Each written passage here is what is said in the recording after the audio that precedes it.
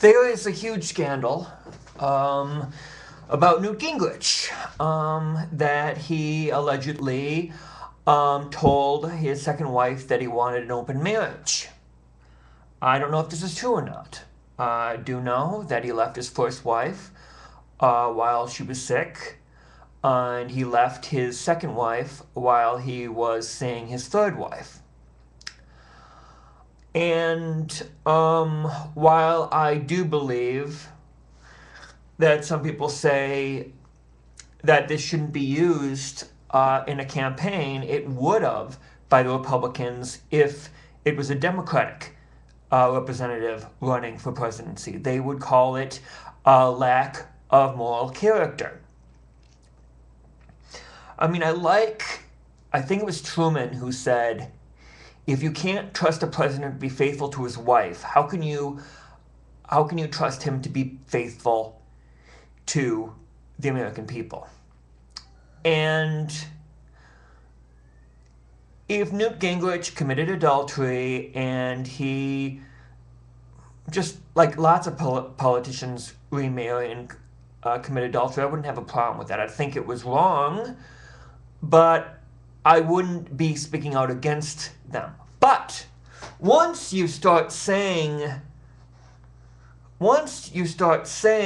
things like, I certainly think that we have every right to defend traditional marriage, whether it's by passing a law or a constitutional amendment.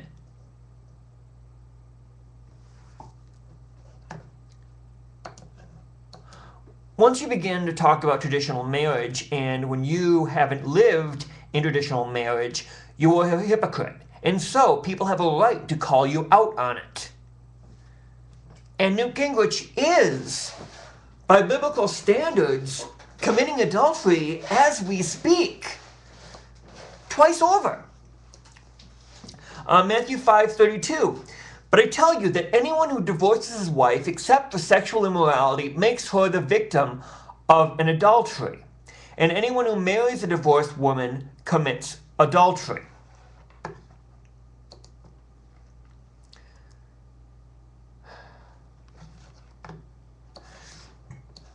So, there was sexual immorality here, but it was on Newt Gingrich's part.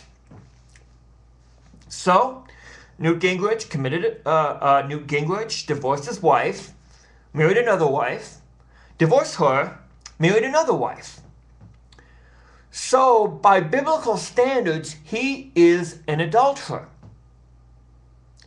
And people say, oh, Americans are very forgiving.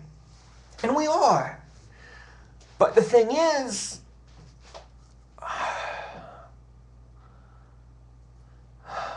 and I don't know his heart. He might have repented from it. But if he did, anytime it brings up, he should say, it was wrong to divorce my previous wives. I'm ashamed of it. And I am sorry for it.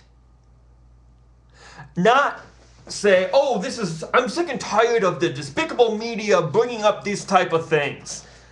But the thing is, if it was a major Democrat running for president, you would have WorldNet Daily, you would have Fox News doing the same thing. And that is hypocrisy. And I am sick and tired of all this Christian talk to basically cover this serial adulterer and this servant of money. And he spoke up against, the media doesn't portray a lot about anti-Christian bigotry, and I have to agree with him. There's a lot of anti-Christian bigotry, but you want to know why?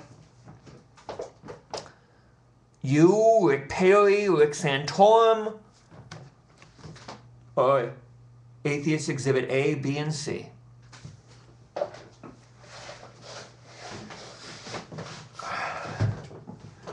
When people view your Christianity, they view hypocrisy.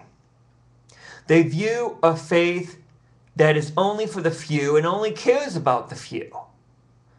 A faith that doesn't follow your own Savior's teachings.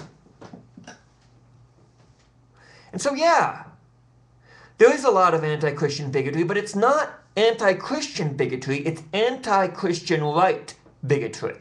Unfortunately, the atheists don't see a difference, so all Christians are labeled with this label. I mean, you guys, you conservative religious right fundamentalists, you are doing the atheist work for them. I'm very interesting. I mean, it's not for nothing that atheism has grown over the last 8 years. I mean, fundamentalism has grown too. And mainline Christianity, those that are going about quietly doing God's work, have been shrinking. Atheists couldn't thrive without you, and you couldn't thrive without atheists. So please, don't say, Newt Gingrich has good Christian convictions. He doesn't. Like I said, I can't judge his heart, but his fruit.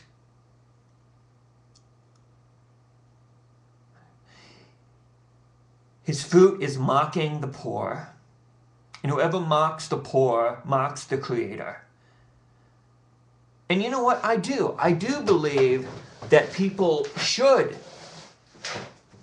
get jobs. Ask for jobs and not food stamps. But when for every one job there are 7 applicants, and that ratio is higher in minority communities, where are they going to get the jobs? And especially when you want to fire janitors and replace them with children. Don't you realize the paradox of that? The children will become more poor because their parents don't have a job. And you don't care. You and all your conservative apostate elite, they don't care about the poor. You may volunteer and say, oh, I give money to this charity or that charity. But that is a drop in a bucket compared to the politics you do, the ocean you do that benefits the rich at the expense of the poor. So, I and others like me have to clean up your mess. And I pray to God that Newt Gingrich doesn't win the election. I pray to God that Newt Gingrich, but people will see through his false piety. Also, I pray to God that in this negative campaign and in this campaign that Newt Gingrich, Ulrich Santorum, will not be the face of Christianity to thousands and thousands and thousands of people who might, just might, be open to God's message, but see you guys and walk away. So to sum up, Newt Gingrich is an adulterer, but not just an adulterer of his 2 first wives. He's an adulterer of God. He's committed adultery against God. He's committed adultery against the church. He's been sleeping with money. He's been sleeping with the whore that basically says, serve the rich, serve the money. Screw me and screw the poor. Whisper sweet nothing in your ears. You're making love with the Jezebel of money and turning your back on God. God bless you guys.